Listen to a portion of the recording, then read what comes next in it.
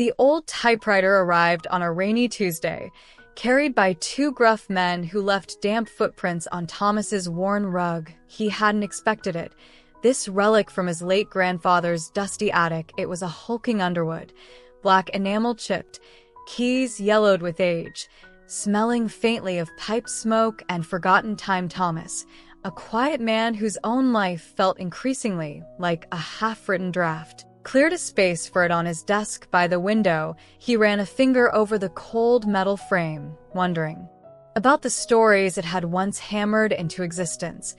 Now silenced forever that night, the rhythmic patter of rain against the pane was the only sound in his small apartment, a lonely counterpoint to the emptiness he felt settling deeper into his bones. The first occurrence was subtle, easily dismissed. Thomas awoke one midnight to find the desk lamp casting a warm pool of light onto the typewriter. He was certain he'd turned it off, shaking his head.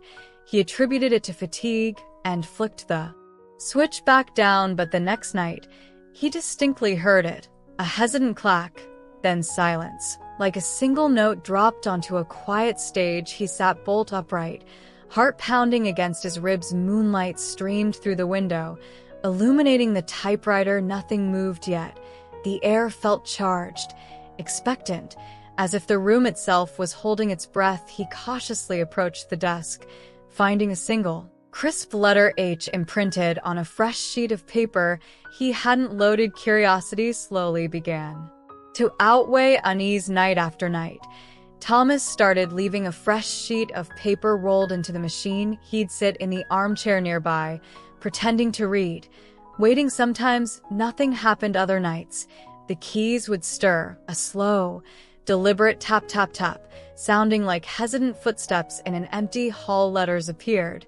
An E, then an L, then an L again. One morning, he found the word hello spelled out with perfect clarity. Hello. He whispered aloud, the word hanging in the quiet dawn. Late that evening, he sat by the typewriter and spoke softly. My name is Thomas. Who are you?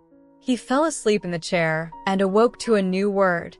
Elara. The connection deepened. Thomas began leaving notes beside the typewriter, simple questions about her life, her favorite books, the weather outside her window. Elara. Responses came slowly, often just a word or a short phrase typed laboriously during the night rain. She typed one stormy evening, always liked rain. Another night, bookshop, missed the smell. He learned she loved Dickens and the scent of lilacs, that she felt a strange, persistent cold she couldn't shake, and that she was profoundly, achingly lonely. Thomas shared his own solitude, his failed attempts at writing, the quiet ache of missing his grandfather. The typewriter became their shared hearth, a fragile bridge across an impossible divide, warming the chill in both their souls. One pivotal night, the keys moved with unusual urgency. Thomas watched, mesmerized, as letters formed faster than before. Story unfinished, he understood instinctively. Your story? He asked aloud. A single, forceful yes appeared. Can you tell it? He ventured. The response was slow, filled with a palpable frustration. Hard fading, a profound sadness washed over Thomas. Elara wasn't just lingering. She was anchored by something undone, a tale trapped within her like a bird in a cage. He made a decision then, a leap of faith into the unknown. Tell me, he said, his voice thick with emotion. Tell me the story. Elara. I'll write it down for you. I'll be your hands. Their collaboration began. Elara would guide him, key by painstaking key. Sometimes a single word appeared as a prompt. Seaside. Thomas would speak aloud, descriptions of crashing waves, salty air, and gritty sand, watching the carriage shift slightly, almost nodding. Girl. She typed. Another night, he imagined a young woman with windswept hair and eyes the color of storm clouds, standing on a cliff. The keys would clack softly in apparent agreement, or remain stubbornly silent until he found the right detail. €. The frayed hem of her blue dress, the specific way she clutched a smooth, gray stone. It was arduous, a nightly dance of intuition and shared imagination, building a world neither could fully inhabit alone. Yet together they breathed life into the story unfolded like a fragile, precious bloom. It was about Elara herself, a young aspiring novelist whose life was tragically cut short decades before her unfinished manuscript, hidden away, was her deepest regret night after night. Thomas became her conduit.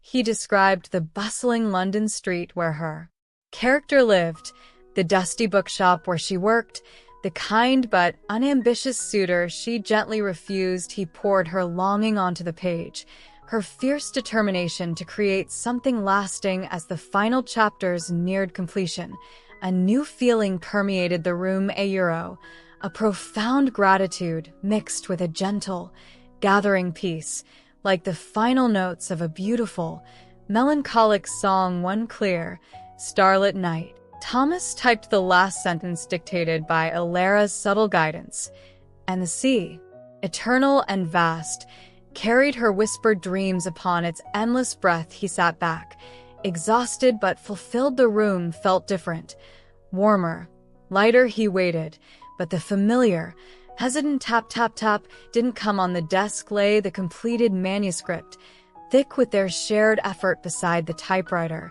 where he usually left his notes. A single sheet held just 2 words, typed with a final, tender clarity. "Thank you." Thomas, the deep, persistent cold that had always lingered near the typewriter was gone, replaced only by the quiet warmth of the room and the profound sense of a gift received, a soul finally released. Its story told. Thomas placed a hand on the cool metal of the underwood, no longer a relic, but a vessel of a quiet, extraordinary friendship, and smiled through tears.